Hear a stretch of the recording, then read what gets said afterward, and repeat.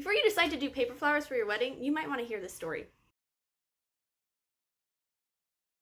Hey, it's Jessica from Solar University, and today I decided to switch things up a little bit and do a story time, so let's jump right in. As you guys know, I am a creative person. So it comes as no surprise when I decided to get married that I had to go a little extra and make sure it was very creative. One of the ways that I decided to make sure that it was very creative was to actually DIY all my wedding flowers.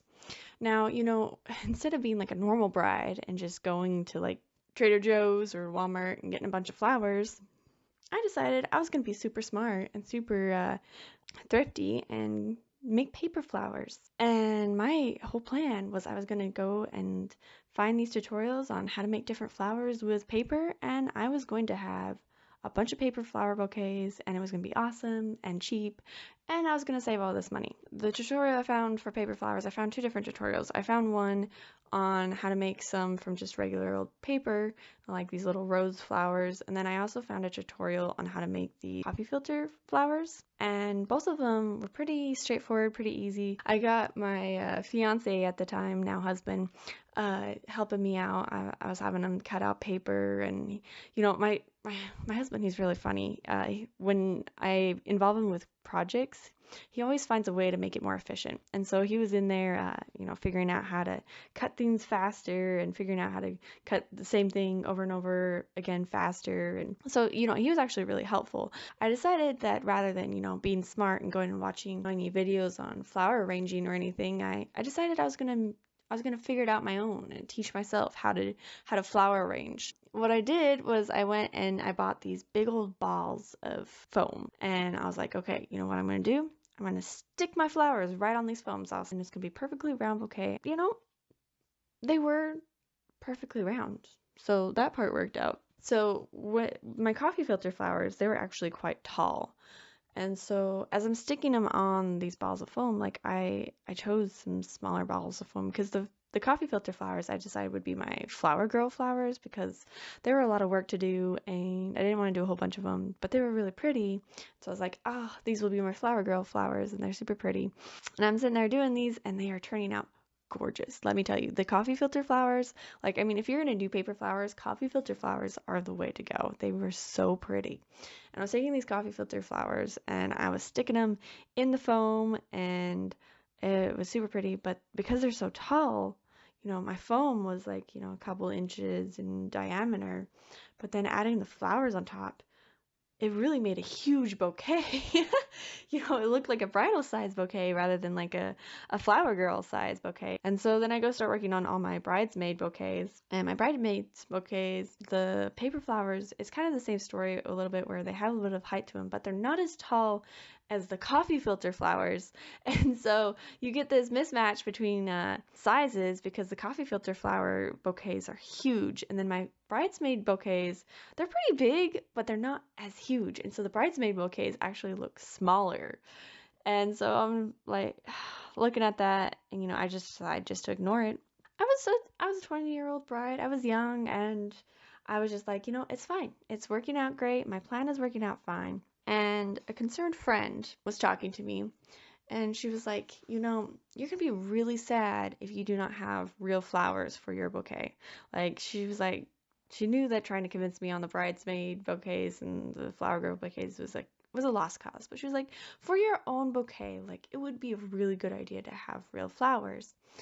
And I was like, I was going back and forth, but then like her like saying, like you're gonna regret it. And I was like, oh no, I'm gonna regret not having real flowers. There's that little voice, and I was a people pleaser, and so I was like, okay, you know what, we can do real flowers. She's like, I'll arrange them for you, and it's gonna be great.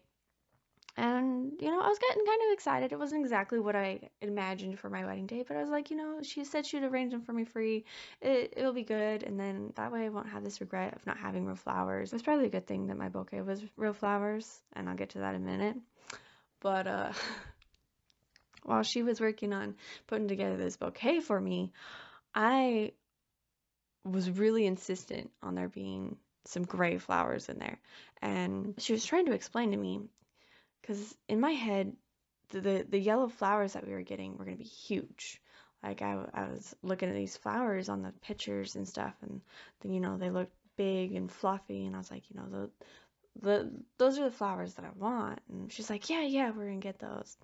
And then I was like, what would be kind of fun is having, this base of gray hydrangeas. She got this gray flower paint, and I was like, yeah, we're gonna paint all the hydrangeas gray, and then we'll have the yellow roses, and it's gonna be beautiful.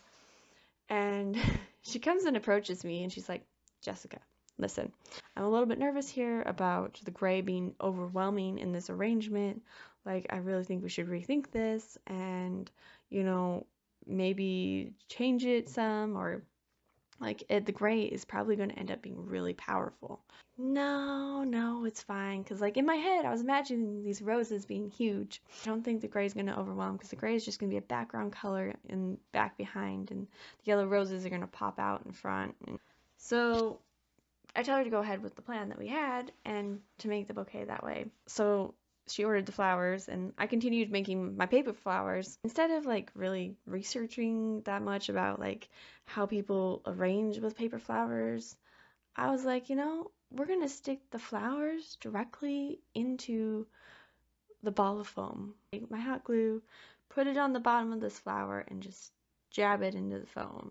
And, I had them all made and everything was all great. We get to the wedding day, and I go pick up my real wedding arrangement, and I go in there, and because it was my friend that had made it, I was trying so hard not to show my real emotion. And it's totally my fault, because I look at the arrangement and the gray is way overwhelming.